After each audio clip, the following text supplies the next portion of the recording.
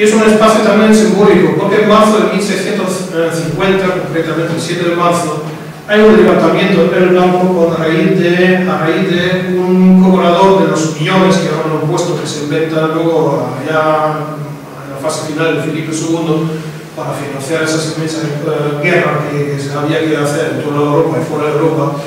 Pues viene a ver el Blanco como muchos sitios en Andalucía en aquella época, asolada por la peste, con una disminución de la población importante y con una carga siempre mayor de impuestos, pues se levanta una parte de la población. Además se levanta de una manera que luego la marquesa de los Vélez, que en principio en esos años había vuelto de Nápoles como viuda del quinto marqués, que fue virrey de Nápoles, pues se refugia en Baza y se queda ahí 3 años sin moverse de ahí.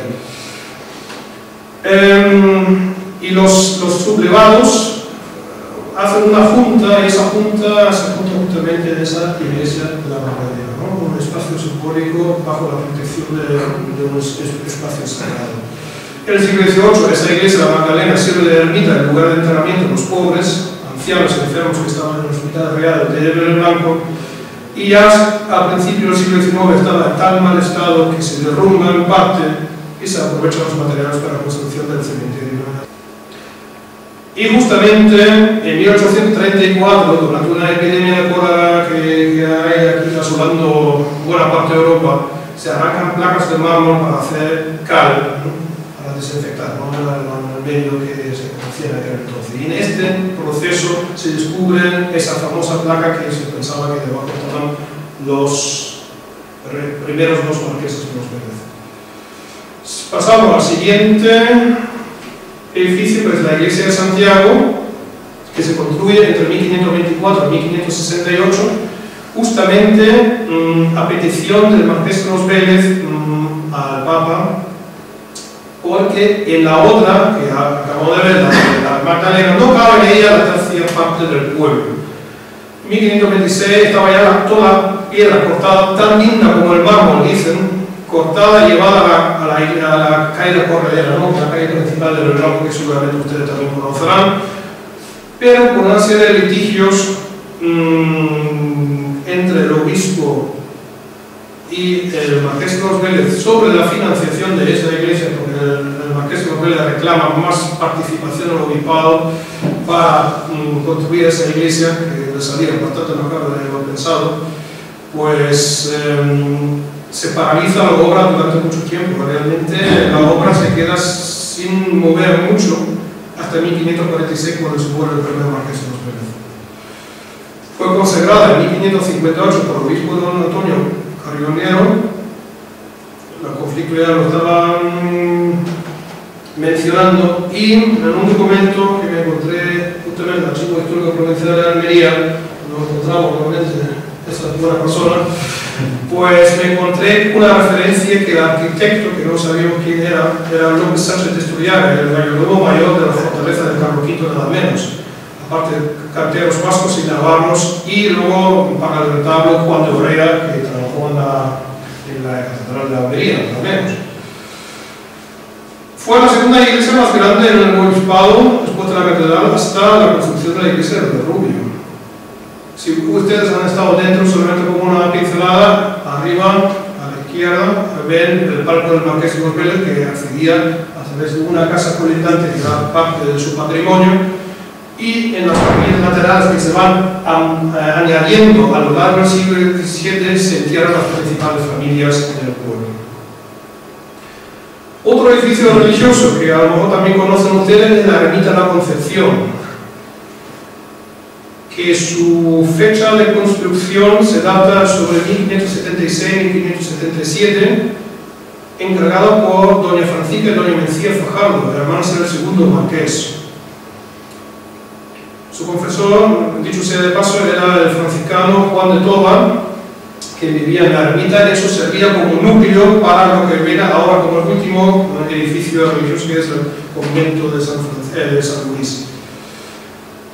Esta pequeña ermita se construyó con una clara finalidad, porque en 1579 se muere el tercer marqués de los Vélez, ese que estuvo tan involucrado en la famosa conjura de Escorial, que poco se menciona, pero se sabe que estuvo en el bando de la princesa de Émoli, tuvo que salir de Madrid después del asesinato de Escobedo y todo lo que pasa después, porque se encarcela, como ustedes saben, patrona a la princesa de Émoli, pues tiene que salir echando leche, hablando mal y pronto, y se muere en el camino de Madrid a Murcia.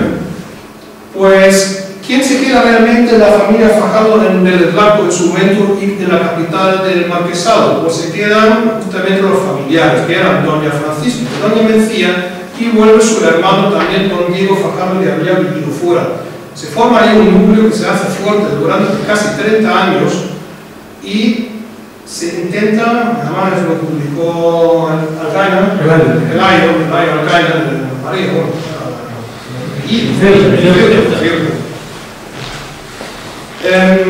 se intenta crear un mayorazgo independiente de lo que es la línea principal de los Fajardo, porque el cuarto marqués, que era muy joven todavía al fallecer su padre, luego ya vive fuera de la comarca, vive en Mula, estudia en Salamanca con Sabinas, el famoso compositor y fraile, y se queda este núcleo de 3 hermanos que maneja, vamos, totalmente el marquesado.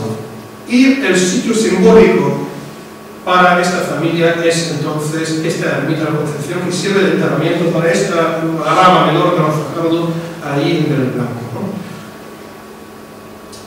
El hijo de don Diego Fajardo va a ser don Juan Fajardo Tenza, ¿no? Se casa don Diego con doña Juana de Guevara, que viene de la parte de Morata de Tajuña, y su hijo ya va a ser el primer marqués de Espinardo, ¿no? Saben ustedes que existen los marqueses de Espinardo y vizcondes de Monteagudo, con su correspondiente palacio en una pedanía justamente llamada Espinardo, donde existe un palacio, ¿no?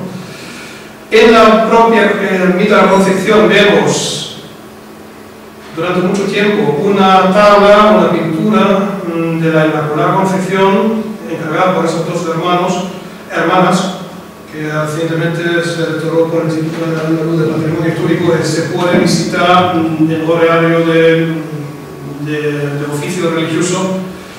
Desde finales del siglo XVII fue la sede de la Escuela de Cristo, que es una forma de religiosidad que se introduce a mediados, finales del siglo XVII en España, hasta prácticamente la Guerra Civil. Y hoy en día es propiedad privada gracias a la compra por parte de Pepe Ros, que a lo mejor algunos conocen, que fue un funcionario durante muchos años del Ayuntamiento de Blanco, artista, y gracias, ¿verdad?, que compró ese edificio, lo conservó, lo restauró, y la verdad que gente así da gusto tener un pueblo con sensibilidad por las cosas para que no se caigan, y todo lo contrario, y además abrir al público es la mejor noticia que puede tener un pueblo. Aquí ven la inscripción que nos data, ¿no?, justamente esta construcción de la iglesia, de la ermita de la Inmaculada Concepción. Los amigos ya están sacando aquí. No. Se queda ya la última parte, ¿eh? Sí, vamos. Que es ya el núcleo, fue en su momento la ermita de la Concepción, que está justamente al lado de este convento, un poco más arriba, unos 50 metros. Y aquí tenemos el convento de San Luis de Vélez Blanco, convento franciscano. ¿Por qué? Porque la familia Fajardo fueron los patronos de la orden franciscana en la provincia de la Orden de San Francisco en Cartagena. En principio tenía una dotación de 10.000 ducados para su fundación, a través de los distintos testamentos de las 2 hermanas, doña Francisca y doña Mencía.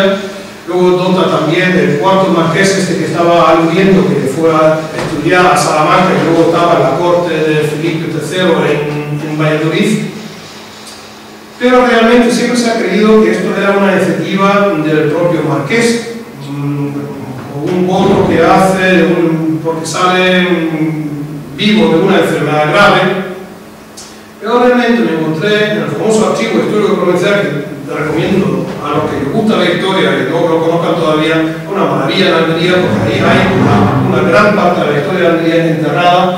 Pues en julio de 1599 el propio Consejo de Vélez Blanco pide la fundación de este monasterio, de este convento, ¿no? Se da la licencia por parte de la orden franciscana en su cabildo, en Belmonte, luego el nuncio papal y luego el rey, ¿no? Pero partir de 1602, 601 hay alguna noticia, se empieza a construir. Esa construcción involucra a todo el pueblo y si se ven los testamentos de aquella época, muchos vecinos de Río Blanco y de toda la comarca de hoy y del Marquesado aportan donaciones para que se pueda construir ese convento. Aportaciones de esos preciosas. La construcción va muy rápida, en 14 años está acabado el convento y si veamos antes este resto que queda del retablo, hay que decir que fue un pintor flamenco, Jacobo Busculio, que muere además en Río Blanco en 1643, y Francisco de Seña, que hacen este magnífico retablo, que ahora tenemos un proyecto de restaurar, gracias a una cesión durante 30 años del obispado de Almería, de poder intervenir ahí y restaurar íntegramente lo que es la iglesia del convento de Río Blanco, porque ya saben ustedes que está en un estado realmente preocupante. Ese convento luego se dota con un órgano en 1736 y tiene una buena biblioteca, un inventario de Manuel Rodríguez, el director de la Real Academia de San Fernando. En las capillas también, otra vez, las grandes familias del pueblo que se dejan entrar ahí, entre otros administradores de los marqueses de los Vélez y otras familias importantes. Y lo que pasa con esas fundaciones, cuando hay una comunidad regular, una comunidad secular del orden del estamento eclesiástico, hay una rivalidad. O el tema de las misas de difuntos. Juan Pérez de Huescas, que muere en 1638, y entonces ahí se llega al final a una concordia entre la comunidad, entre la universidad, los beneficiados de la parroquia de Santiago y el convento de San Luis sobre estos entierros y el reparto de misas y todo lo que iba en consonancia con esto. Aquí tenemos una foto de este convento. Cuando la desmonetización de Mendizábal, el convento pasa ya a manos privadas, en 1837, la iglesia sigue perteneciendo al obispado, con la salvedad que he hecho ahora de poder intervenir ahí. Y algunos bastante conocidos franciscanos que pasaron por allí, ¿no? El primer guardián, Fray Tomás Romero. Llegó a tener 36 frailes en el siglo XVII y XVIII. Y aquí tenemos una serie de frailes que de verdad destacaron, además están recogidos en la historia de la Orden de San Francisco de Ortega. Hay que decir la gran devoción popular que tenían los franciscanos a nivel de vecinos del pueblo. Todos, absolutamente todos, he visto miles de testamentos de Río Blanco, absolutamente todos se enterraban con el hábito franciscano. Dicho sea de paso, la fábrica de Sayales, que había en el Rubio, una buena parte de esos hábitos se vendían justamente para los enterramientos, ¿no? Que era también una forma de asegurarse la producción. La más importante feria anual de Río Blanco no es como hoy en día la de Santo Cristo de la Hiedra, sino la feria de San Francisco, el 4 de octubre, donde se juntaban los ganaderos y mercaderes, prestamistas y todo. Y como ya les decía, la desmonetización en 1835, Iglesia Propiedad del Obispado cedía la solicitación al Ayuntamiento de Blanco recientemente en un convenio entre el Obispado y el Ayuntamiento. Fue también después ocupado por los franciscanos concepcionistas durante 80 años. Lo que pasa es que las señoras ya, las monjas, eran muy mayores, hubo que darle un traslado. Y también el convento ya es propiedad del Ayuntamiento y también se va a intervenir en las próximas semanas para salvar por lo menos la parte histórica del siglo XVII. Bueno, el pendón del sexto Marqués de los Vélez, que sirve hoy en día todavía de estandarte a la Cofradía del Santísimo Cristo de la Hiedra. Otras herramientas que hay, pero muchas gracias por su atención, porque si no me excedo mucho. Muchas gracias.